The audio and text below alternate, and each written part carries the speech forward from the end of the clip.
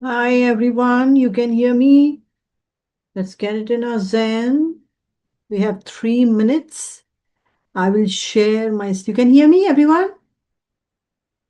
Yes. Yes. Great. I think I will not hold you long today because I'm already I will tell you when the class starts, but it will only be 50 minutes, that's all. 50-minute session. Great. So you can see the PowerPoint slides too. I will start where we left. And let's do that. Back again. Oh.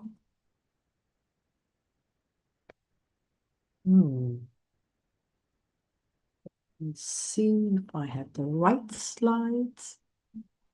2 more minutes, everyone.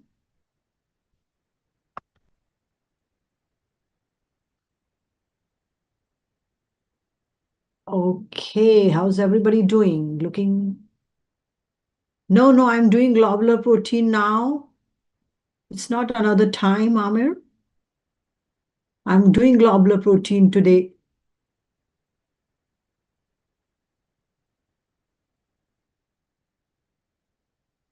Yes, I'm doing well, hanging there. You have a little break. You all must be looking forward to it. We have a minute. Let's finish our globular protein.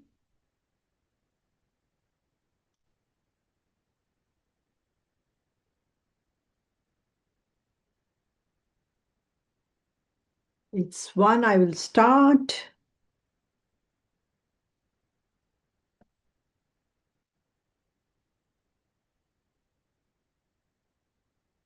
You can hear me and you can see the PowerPoint slides, right, everyone? Yes. Great. Awesome. I think it's one, everyone. So first of all, everyone, I always bring in the slides. Please know that don't panic about acid base. We did it in the interactive session. I'm going to redo acid base because I'm hearing problems for acid base. I'm doing a whiteboard at 5:15 on Thursday. If you're struggling with acid base, come and attend the whiteboard, right? And then I'm going to do the exam review next Friday, which is our usual supplemental time. Then you can get another recap of the whole section that you are for CP1. I know. Then I would come back for another whiteboard for globular protein, which is not next week, but then the other week. So I will have two whiteboards, one on acid base coming week. Next would be globular protein. So you will be very well you will have a number of reviews, number of chances to ask question. Unfortunately, 50 minutes, I think it is not fair for this big section, which is first time in this semester that we are doing amino base, acid base, and globular protein together. First of all, please pay attention. In CP1, you have two lectures, acid base, globular protein. You have three primers and you have two CVs.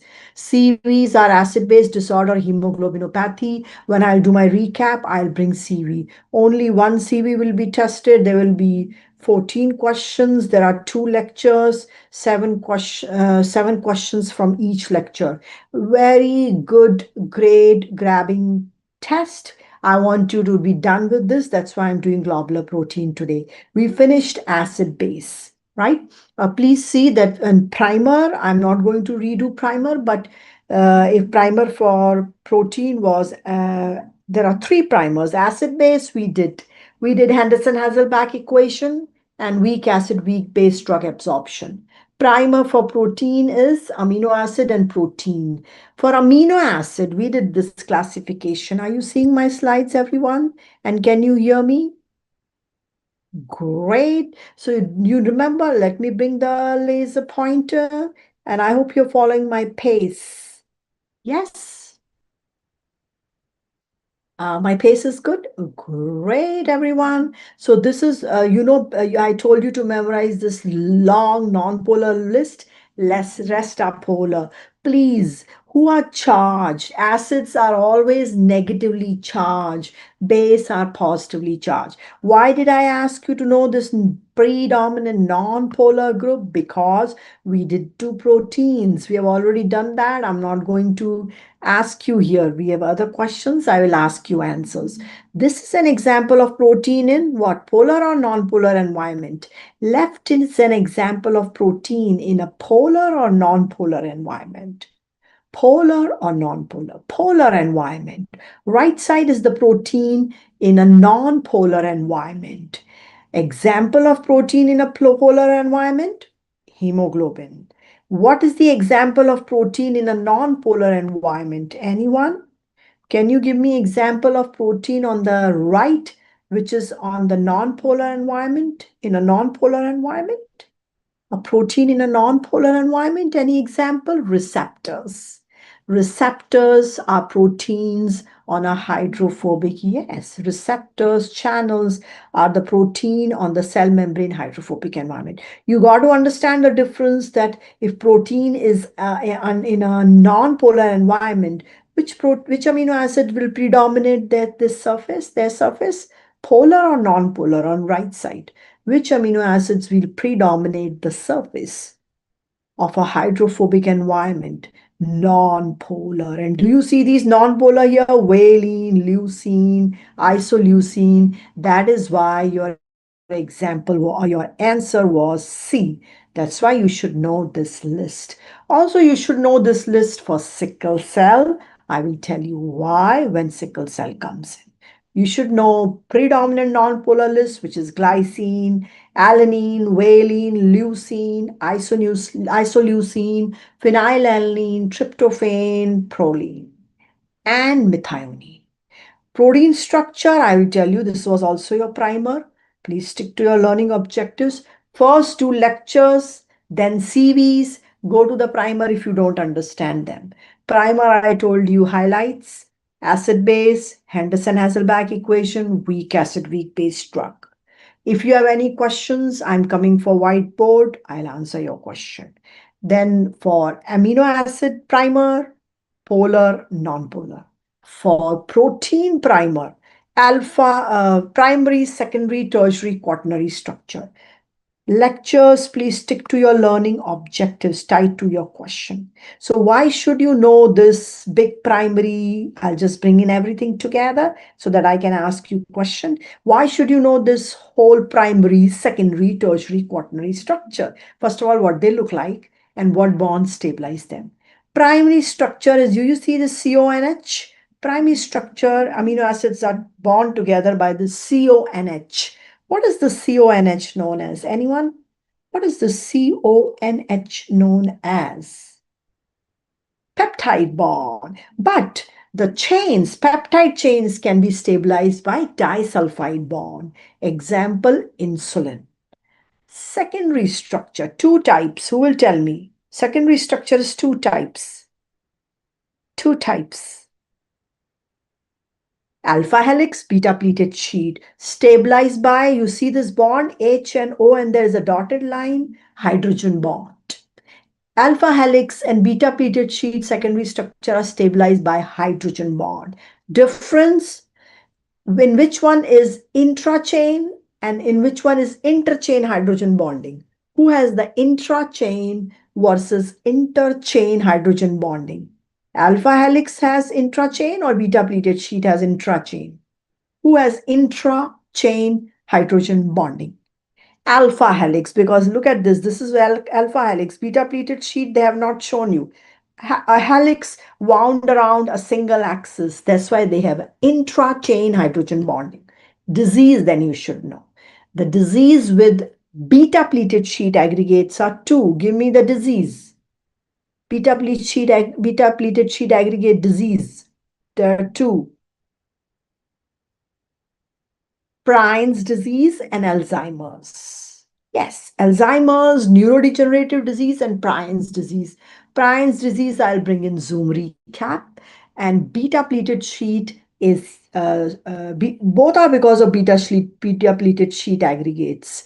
Prine's as well as Alzheimer's. Yes, Alzheimer's is also. Neurodegenerative diseases are also because of beta pleated sheet aggregates, misfolding protein.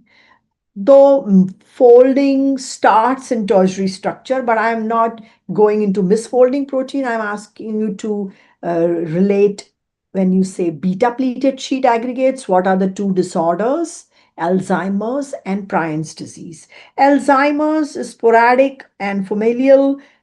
There are a lot of theories, but mainly with familial. I'm not saying it's the only. Familial monogenic autosomal dominant has this beta pleated sheet aggregate theory, which are neurotoxic. Amyloid beta are neurotoxic, and they are not formed by the beta, which is normal. They are formed by the alpha secretase. Um, Amyloid beta is neurotoxic. Misfolding is later. Misfolding protein is not just Alzheimer's, but many neurodegenerative disorders which come in tertiary structure. So you understand what I'm saying? Primary peptide bond stabilized by disulfide, insulin example. Secondary structure, alpha helix beta pleated sheet, hydrogen bonding. Intrachain, alpha helix, beta pleated sheet, interchain. Disease with beta pleated sheet aggregate, Alzheimer's and prions. Difference in Alzheimer's and prion, I'll bring in Zoom recap, but understand that beta pleated sheet aggregates in Alzheimer is formed because of, anyone wants to complete that. Why do they form beta pleated sheet aggregates, beta amyloid? Due to, what is the cause behind it? Etiopathogenesis? Yes, premature or abnormal, I would say, enzymatic cleavage, which is this one. So at least you know the disorder and the defect. Enzymatic cleavage, absolutely. Tertiary, little more folding, a lot of bonds come in. Ionic, improper folding, proteins aggregated together, that is a different concept. There are also some disorder due to misfolding protein accumulation. Here I'm talking about beta pleated sheet aggregates, comparing Alzheimer's with Prion's disease. Alzheimer's is because of abnormal cleavage of beta amyloid precursor protein, resulting in these amyloid plaques, which are extracellular deposition, and they are neurotoxic or neurodegenerative. I Apoe absolutely. So when I say that Alzheimer's is sporadic, familial is mainly with beta amyloid theory or amyloid theory.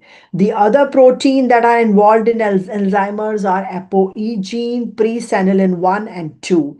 ApoE, definitely you should know ApoE2, epsilon 2 and epsilon 4 also. But right now I am concentrating on the beta theory, beta amyloid. But yes, ApoE gene is also with Alzheimer's. You should know that. Epsilon 2 and epsilon 4. Yes, it's an epsilon 4 gene, if I'm not wrong, susceptible. We're talking about the gene, but yes, ApoE, epsilon 2 and 4, which I'm not addressing here. Yes, you should know the ApoE gene defect with Alzheimer's too, but not here. Okay. Let's go further. So premature cleavage, beta amyloid plaques, they are extracellular. There are also other neurodegenerative disorders based on amyloid theory.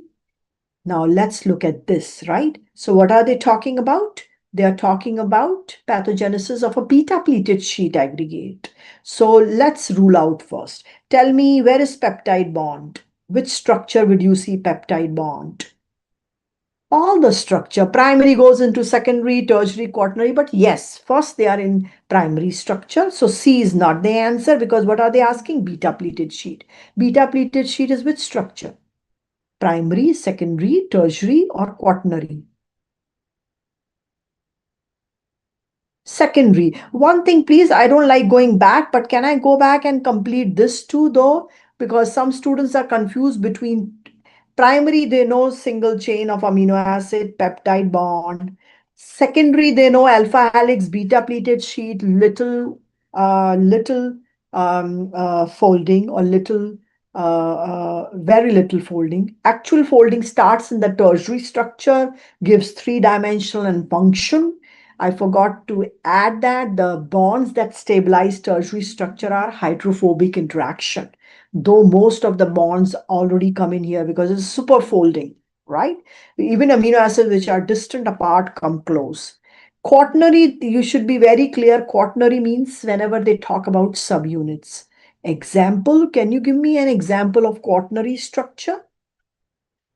Quaternary structure example, hemoglobin. Yes, hemoglobin. Anywhere you see subunits. So yes, then I was asking you the question that where do you see the hydrogen peptide bond? Naturally, primary structure you start with. Disulfide stick and stabilize two primary peptide chain. What about hydrophobic interaction? Hydrophobic interaction, hydrophobic ionic, they will come when there is a little more folding. Where is their maximum folding? Secondary or tertiary structure? Where there is maximum folding? Secondary or tertiary structure. Then all of them come in, ionic also, hydrophobic also. Hydrophobic interaction stabilize tertiary structure, but they are asking beta pleated sheet. And someone rightly said beta pleated sheet are how many types? There are two types.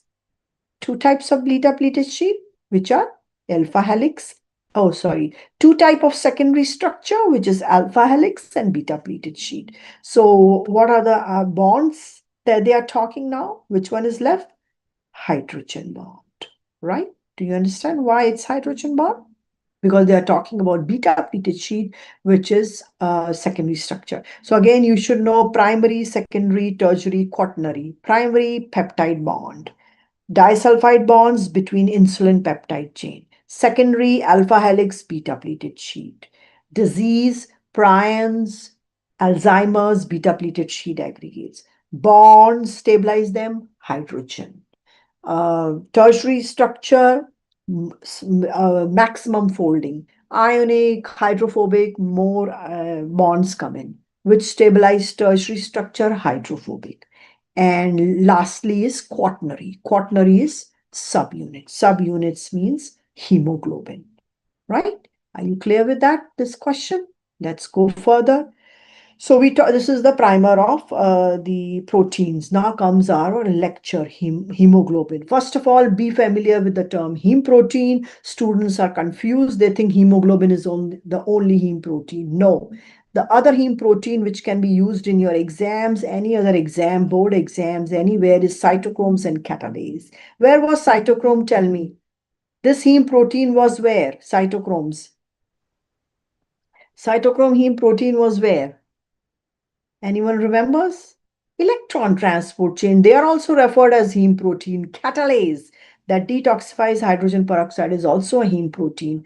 But you must know when they say heme protein means it has heme, but also it has iron. Iron is always in a state of Fe+2. Very, very important because, yes, catalase is used for detoxifying hydrogen peroxide.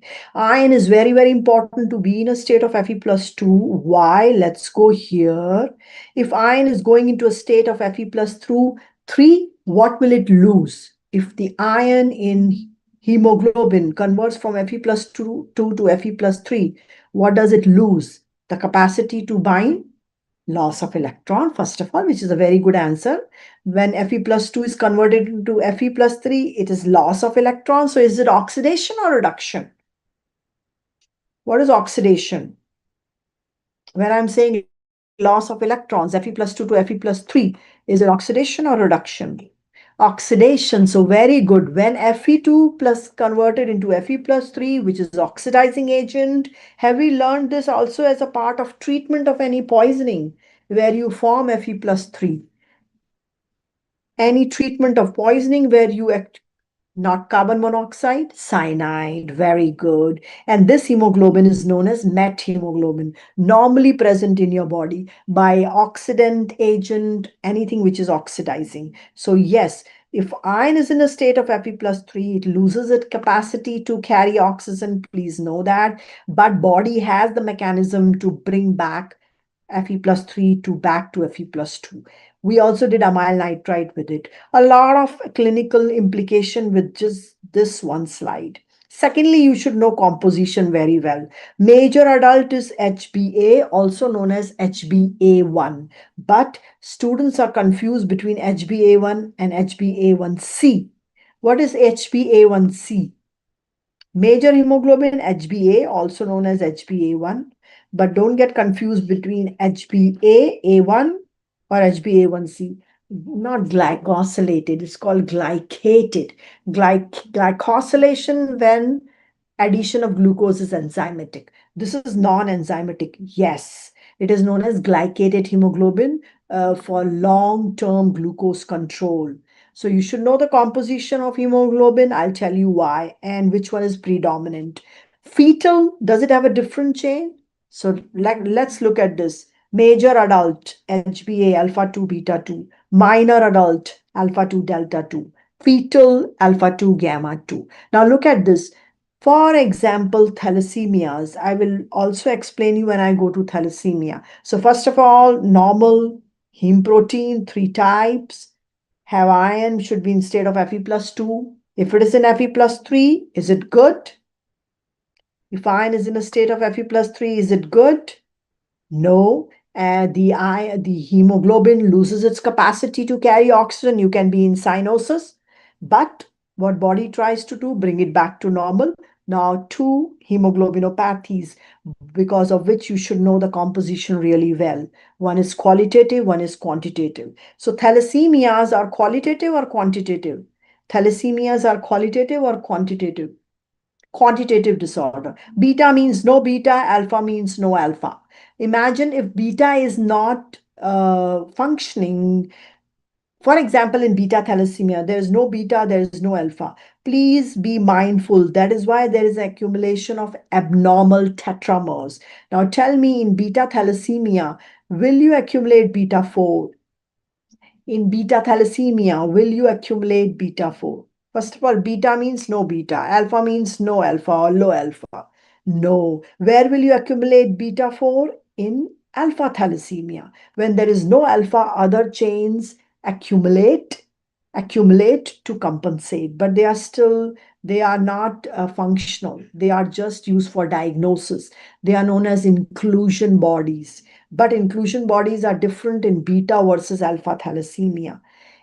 Gamma 4 is known, which one is known as BART and which one is known as HBH? Which one is known as BART? Beta 4 or gamma 4? Which one is known as HB BARTs? Beta 4 or gamma 4? Gamma 4 is known as BART, beta 4 is known as HBH. They accumulate in thalassemias. Why more in alpha? They are diagnostic, sorry. Why they are more diagnostic in alpha? Because alpha is because of deletion, please know that. That's why these chain accumulate. I've given a double arrow. Here they are more used for diagnostic inclusion bodies than beta thalassemia. In alpha, what will accumulate? Other chains, beta 4 and gamma 4. Gamma 4 is known as BARTs, beta 4 is known as HBH. In beta, what accumulates? Alpha 4 and gamma 4, but not to that extent. That's why alpha thalassemia diagnosis is more made by these inclusion bodies. So keep an eye on that. Secondly, are you following this? If you have any question, you can quickly ask me, but I just want to go over this. You can ask me questions later, but any confusion here? Are you following the concepts? Everyone? Great. Now look at this. In beta thalassemia, which hemoglobin will be low? HbA or HbA2? In beta thalassemia, which hemoglobin will low? HbA or HbA2? HbA, because unless you know their composition, you will not know which one will go low also. In beta thalassemia, beta means no beta or low beta. HbA is low, which is the major hemoglobin. But which hemoglobin will rise as a result of compensation? In beta thalassemia patients, HbA2. High HbA2 is actually used for screening for beta thal. High HbA2 is used for screening for beta thal. So you got to understand this concept of when the normal chains are absent, the tetramers accumulate, or when the normal chains are absent, the abnormal hemoglobin accumulate. These are two different concepts. So you should know the composition and the composition and the percentage. Not percentage, not memorizing them, just knowing major is alpha 2 beta 2, minor is alpha 2 delta 2, which is HbF. What is HbF? What is HbF? What is HbF? Alpha 2, gamma 2. So don't mess up the composition. Beta always 11, alpha 16. They have related chains. Each one of them, alpha and beta, different chromosome, related chains. That is why the developmental order, embryonic, zeta 2, epsilon 2. Fetal, alpha 2, gamma 2. Adult, major and minor, beta 2, delta 2. Please understand that there are alpha gene, alpha 16, beta 11, but there are related genes too. Zeta 2 and epsilon 2 is embryonic, because that might be also in your slide. Secondly, when they are formed, look at this. Alpha rise early in life, beta rise later in life. That's why beta thal babies are not symptomatic until 6 months after birth. Alpha thal babies will be symptomatic in utero, but beta thal will not be. Why? Who's offering protection here to beta thal? Beta thal babies are not symptomatic in utero. They are symptomatic 6 months after birth when beta chains rises. So who is offering protection to the beta thal fetus? Not alpha thal, but beta thal fetus, which chains are offering protection and doing their work, and which is the major chain? Gamma, which is which hemoglobin? Which is which hemoglobin? Gamma chain is which hemoglobin? HbF. So know the clinical concepts rather drawing these diagrams, right? You must know oxy versus deoxy. Deoxy first, oxy later. Now tell me, to convert deoxy into oxy form, are you breaking the salt bridges? Are you breaking the salt bridges? Yes? To convert, you should know, first of all, thought is deoxy, oxy is relaxed. Thought, left is deoxy, right, relaxed or oxy. Now, to convert deoxy into oxy form, are you breaking salt bridges? Yes or no? Yes. So please understand these terms to convert. First of all, you should know thought is deoxy. What is relaxed? What is relaxed on the right? Also known as oxyform. To convert taut into relaxed form, you have to break salt bridges. Why do you break salt bridges? To accommodate oxygen. Accommodate oxygen. Also remember the property of hemoglobin. There are two properties, allosteric effect and cooperative binding. What is allosteric effect? What is allosteric effect? When oxygen binds to the protein, it induces a conformational change in the protein. So tell me, what is happening when oxygen is binding to the protein? What conformational change do you see?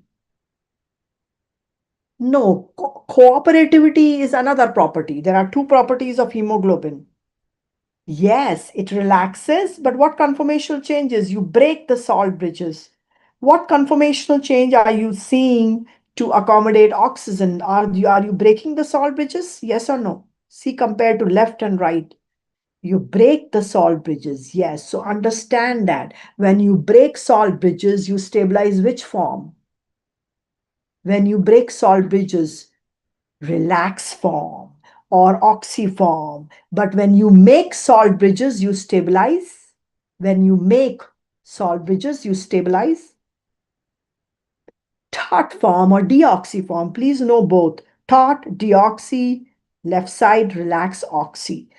Secondly, you should know two properties of hemoglobin. Number one is allosteric effect.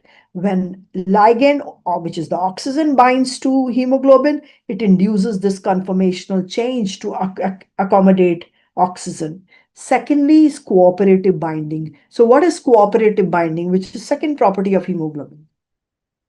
Anyone? What is cooperative binding? That is not same as allostric property. Increase affinity. When one oxygen binds to heme, it increases the affinity of other oxygen to heme. Yes. So know these terms. Know what is taut or deoxy, relaxed or oxy. Don't panic when it comes to the increase affinity. Yes, that is cooperative binding. Please don't panic when it comes to the graph. This is the graph between percentage hemoglobin saturation and varying partial pressure of oxygen. What is Bohr effect? Bohr effect is the ability of hemoglobin to pick up oxygen at high partial pressure. Look at the saturation at high partial pressure, 100. It's almost 100%. Where do you have high partial pressure? Tissue or lungs? Tissue or lungs? Lungs.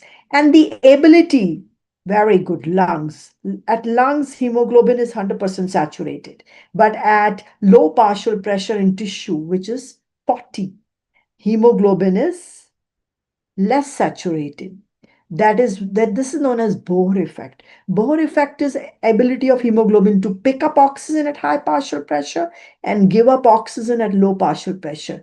At this low partial pressure, you see that the saturation of hemoglobin is decreasing. So you must understand the graph between the variables are very important. This is a graph between percentage saturation and partial pressure of oxygen. Secondly, then you should see the shape. Why is this sigmoid shape? Sigmoid shape is for hemoglobin. Why?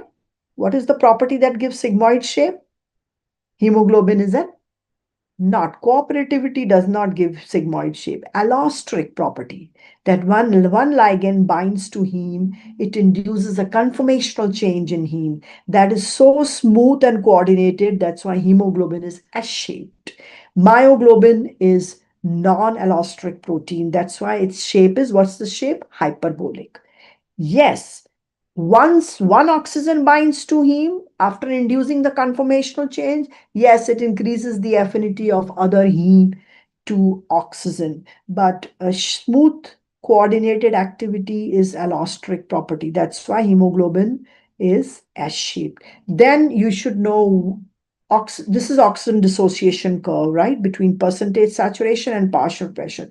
Then you should know which factors shift this curve to the right or left. I'm not going to talk about myoglobin. Myoglobin differences are very well enumerated there. More of a storage protein, non-allostric, shows hyperbolic curve. I will speak about a sigmoid shape, which is because of the allostric property.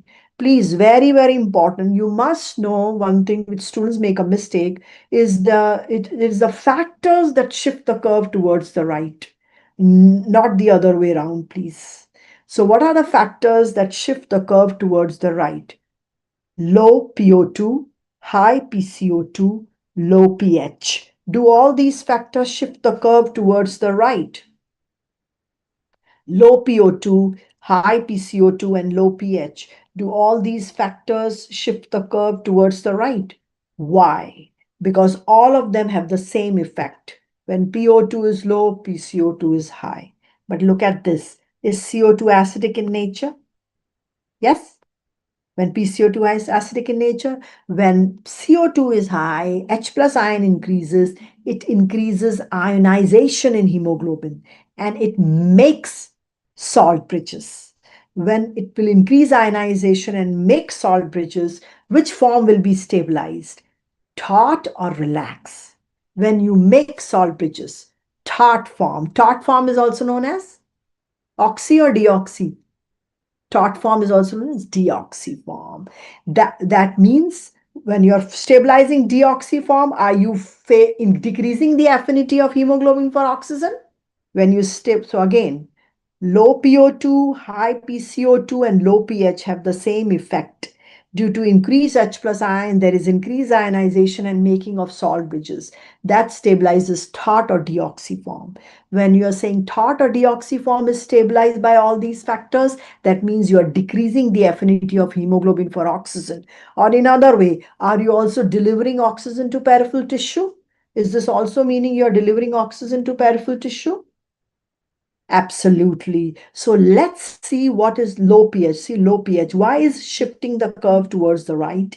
And just like enzyme curve, shifting of the curve towards the right means, so this is the graph, or this is the oxygen dissociation curve between percentage hemoglobin saturation and partial pressure of oxygen. I hope you're seeing my slides. Yes? Are you seeing the graph of low pH? Yes. Partial pressure. And what is P50? P50 is the partial pressure at which hemoglobin is 50% saturated. So when the curve shifts right, you need more and more partial pressure to reach the same P50. What does that mean? Increase affinity of hemoglobin for oxygen or decrease affinity of hemoglobin for oxygen as you go right? Decrease affinity of hemoglobin for oxygen. And what does that mean? Decrease affinity means, why are you doing that? To promote delivery of oxygen to peripheral tissue. So shift of the curve towards the right stabilizes TOT form, deoxy form, or you make salt bridges and you deliver oxygen to the peripheral tissue. Opposite is left shift. Any question here? Quickly, if then so that I just want to wrap up quick. I'm keeping a watch on the time. Just a second, I'll just see if there's a question in the chat. Otherwise, I will. Is there also CO2 is when more oxygen is released? No, no, we are not comparing that CO2 is retained. I'm just saying that CO2 and oxygen are always proportionate. If PO2 is low, CO2 is high. That's all. Yes, carbon monoxide poisoning will come. Now let's do the left shift. Someone has brought a good question on left shift. Whether carbon monoxide will be left shift? No. Who will tell me why carbon monoxide will not be left shift? Can I first finish the right shift, then I will tell you left shift? Yes, I can answer the other question. If the curve is shifted left, that means you are increasing the affinity of hemoglobin for oxygen, and you are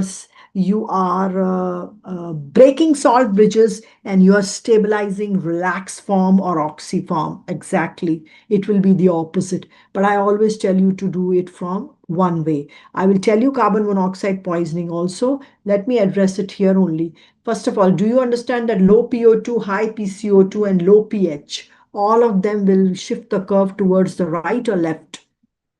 Low PO2, high PCO2, and low pH, they will all shift the curve towards the right or left? Low PO2, high PCO2, and low pH. What are they favoring? Not left, right. They are favoring ionization. They are favoring ionization. They are favoring formation of salt bridges. They are favoring TOT form. They are favoring deoxy form. So they will curve the shift towards the right. Other way of knowing shifting of the curve towards the right, why it means stabilizing deoxyform, because you're decreasing the affinity of hemoglobin for oxygen. That is TOT form or deoxyform. What else also shift the curves towards the right so I can address carbon monoxide poisoning? Not just low PO2, high PCO2, and low pH shift the curve towards the right. What are the other two factors also shift the curve towards the right? High 2,3-BPG and high temperature. High 2,3-BPG, I'll explain you in the subsequent slide, but high temperature just dissociates physically oxygen from hemoglobin. That's why high temperature also favors deoxyform. So tell me, if high temperature favors right shift, hypothermia will do? Which shift? Left or right? Left. Left shift, there are only three factors. Carbon monoxide, others you can reverse. I don't like reversing.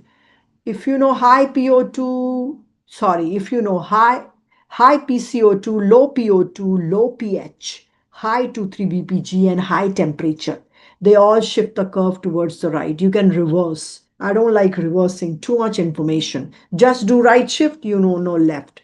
But I want to add two more things to left shift: carbon monoxide and HPF. I'll explain you why.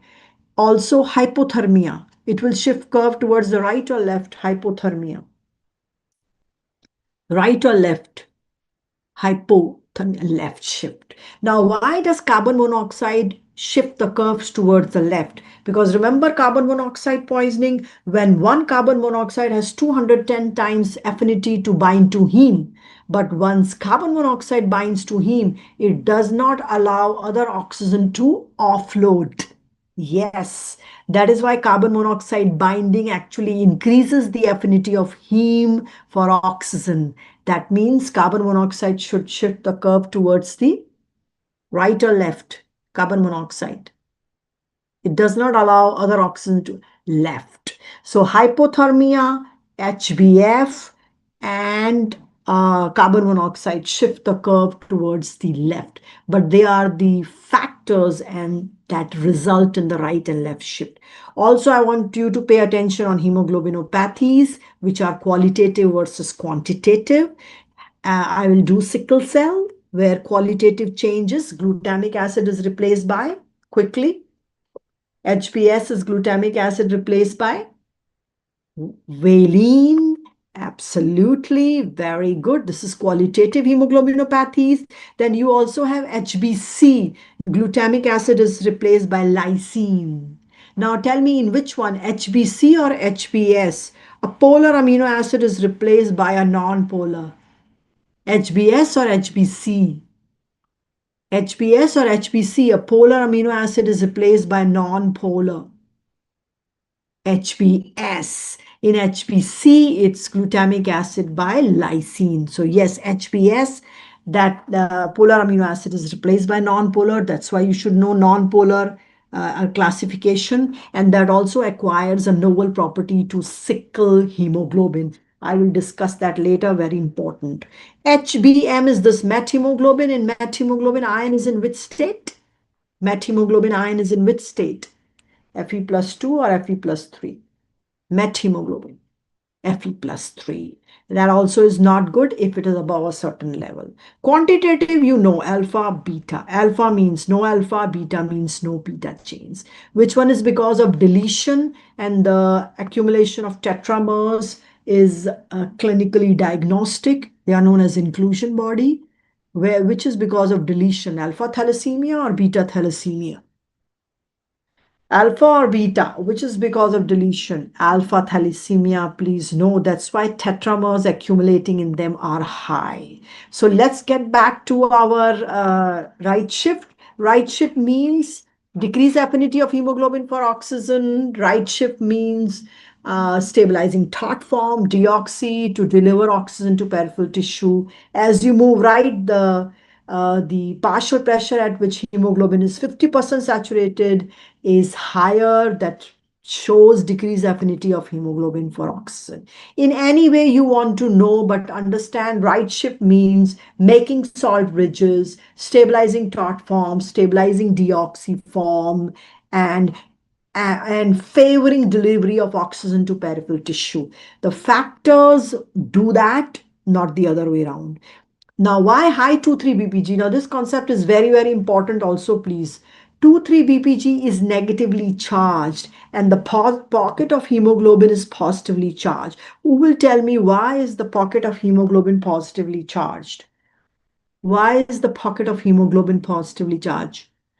Not due to beta chains, but beta chain has any amino acid? No, not due to iron. Histidine. Histidine in hemoglobin beta chains is positively charged. Is histidine positively charged amino acid? Histidine. Yes. So the positive pocket of hemoglobin, you see the positive is because of histidine of the globin chain, and 2,3-BPG is highly negatively charged. So when 2,3-BPG is high in your body, what it will get stuck to this positive charge pocket. What will be plucked out then? If 2,3-BPG is high in the cell, it will get stuck to positively charged pocket. What will be removed then? What will be plucked out? If 2,3-PPG is bound to this positive pocket of heme oxygen. That's why high 2,3-BPG also stabilizes which form? High 2,3-BPG should stabilize which form? Relax or taut? Taut form. Shifting the curve towards the right or left? Stabilizing taut form means you're shifting the curve towards the right. Absolutely correct. Please know this concept very well. Positive pocket and negative 2,3-BPG. So 2,3-BPG. So again, quickly, which factors shift the curve towards the right? You should please ask yourself a relevant why. High PCO2, low PO2, low pH, high temperature, high 2,3 BPG. They all shift the curve towards the right. What shift the curve towards the left? Anyone quickly? Carbon monoxide poisoning, HBF, and hypothermia. Yes, carbon monoxide, hypothermia, and HBF. Now look at this. This is fetal hemoglobin. Tell me two properties of fetal hemoglobin, very important for you to know. I will just do globin today, finish it, then I will bring back Zoom recap for acid base, right? So tell me, fetal hemoglobin, two properties that you know, which is unique and different from adult hemoglobin, major adult. Fetal hemoglobin. What is unique in fetal which is not present in major adult? Anyone? Yes, it is alpha 2 gamma 2. It has gamma, no beta chains. Secondly, in gamma chain, instead of histidine, there is serine. Now, two things happen because of that. Because fetal does not have beta chains, gamma chains are unable to bind to 2,3-BPG. So if gamma chains are not binding to 2,3-BPG, what form are they stabilizing? If gamma chains cannot bind to 2,3-BPG, relax form, which is which shift, right or left? Right or left? Left shift. When you're stabilizing relaxed, oxy, when you are, sorry, again, when you are, I I want this to be very right, okay?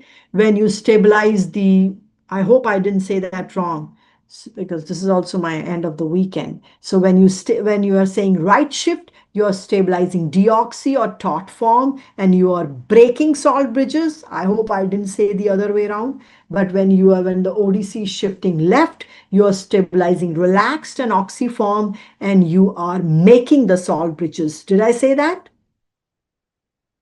Great. So here I'm saying that HbF has no beta, has gamma. Gamma cannot bind to 2,3-BPG. That means you're stabilizing which form? HbF is stabilizing which form? Taut or relaxed, because it can't bind to 2,3-BPG. Gamma chains cannot bind to relaxed form, shifting the curve towards ODC towards the left, because relaxed, oxy, and making salt bridges means shifting the curve towards the left. So you know it's HbF, number one. Secondly, instead of histidine, you see here in the question stem, gamma chains have serine. Is histidine positively charged or serine? Who is positively charged? Histidine? Oh, I will repeat that. Histidine is positively charged. So fetal hemoglobin has no beta chains. They have gamma. Gamma cannot bind to 3-BPG. That's why they stabilize the relax or oxy form. Also, instead of gamma chain, instead of histidine, there is serine. Histidine is positively charged. So this concept also you should know. If you replace positive charge of the pocket by anything, serine is not positively charged. Can 2,3-BPG bind to gamma chains? Because the positive pocket is going low. Instead of histidine, there is serine. So both ways, 2,3-PPG cannot bind to fetal hemoglobin, which is good because fetal hemoglobin leads high affinity of hemoglobin for oxygen and get the oxygen from maternal circulation. This is their primary goal first. So that is why it fits them. Secondly, I am repeating, if the oxygen dissociation curve shifting right means you are stabilizing taut, deoxyform, and you're breaking salt bridges. ODC shifting left means you're stabilizing relaxed, oxyforms, and you are forming salt bridges. Are you clear with that? Okay. Okay. So what should be the answer? Let's rule out. So it's fetal hemoglobin. Will there be no change in oxygen binding? Is it correct? No change in oxygen binding is correct. E. Yes, making salt bridges is relaxed form. Breaking salt bridges is taut form. Oh my God, I'm so sorry. Oh yeah, I'm so sorry. I'm so sorry. Let me do it again. I'm so sorry. Let me do that again. Shifting of the curve towards the right means stabilizing deoxy and taut form and making salt bridges. I'm sorry. I repeat it. Shifting the curve towards the right means stabilizing deoxy and taut form and making salt bridges. Did I clear that? I'm sorry. Shifting the curve toward the right means stabilizing deoxy and taut form and making salt bridges. Shifting the curve towards the left means stabilizing oxy or relax form and breaking salt bridges. Yes. Relax is breaking. Yes, please. And taut is making. Yes. Thank you for that. I'm sorry. Okay. Sorry for that. So relaxed is breaking, taut is making. Okay. Okay, so let's see that in HbF will be there no change in oxygen affinity. Is that correct? E. Let's get to this and finish this session. So is E right that fetal there's no change in oxygen binding? Is E correct? Wrong. Okay, let's go further. Let's go further. Sickle. Is it, does HbF sickle? Is D correct? Does HbF sickle? No, incorrect. Let's see. Okay, now HbF cannot bind to 2,3-BPG. So is the curve shifted right or left? Is C correct? Is the curve shifted left? So C is incorrect. Is C incorrect? Okay, let's see A. Because 2,3-BPG cannot bind, which form is stabilized? Taut or relaxed? Relax form. Relax is oxy, you break salt bridges. I'm sorry if I confuse with that. Relax is oxy, always breaking. Taut is deoxy, you're making salt bridges. So is it stabilizing taut or relax form, HbF? HbF is stabilizing taut or relax form? Relax. So what is the right answer? Left, only B. Increase affinity of hemoglobin for oxygen, stabilizing relax form, breaking salt bridges, and shift of curve towards the left. All these concepts are very important. Last slide. Sickle cell hemoglobin. So tell me, in sickle cell hemoglobin, glutamic acid is replaced by valine. What happens next? Hydrophobic sticky patches are created, and this hemoglobin stick to each other, precipitates at the base of the artery and acquires a sickle shape. A sickle shape. Have you seen a sickle by which you cut grass? You cut grass, the sickle shape is acquired. And this hemoglobin causes occlusion, pain, and painful crisis is the major presentation. And definitely this is not good for carrying oxygen. So the key is, you should remember, glutamic acid is replaced by valine, which creates where? Which chains? Glutamic acid is replaced by valine with which chain? And which chains? Beta chain, creating hydrophobic sticky patches so that they aggregate, they precipitate, they first stick to each other, aggregate, precipitate at the base of RBC. And this is not hemoglobin, this is shape of the RBC that becomes sickle shape. Vascular occlusive crisis is the major presentation of sickle cell patient. Please see, or also please remember, very, very important, it's not the oxy-sickle hemoglobin that aggregates and precipitates. Well, I'll go back, sorry. It's always the deoxy-sickle hemoglobin that aggregates and precipitate. That's why all you do in a sickle cell patient is prevent hypoxia or prevent deoxyhemoglobin. So you see clearly here, bone hurts, chest infection. Why infection? Anything that promotes deoxyform will increase sickling. That means low PO2, high PCO2, low pH, high temperature, infections, anything that shift the curve towards the right, stabilized deoxyform, is very dangerous for sickle cell patient, because it's only deoxysickle hemoglobin that aggregates. So what is your answer here? Glutamic acid is replaced by valine. That is about sickle cell hemoglobin. That's all for today, and then I'll come for acid base on Thursday, 5:15. Good luck. Great.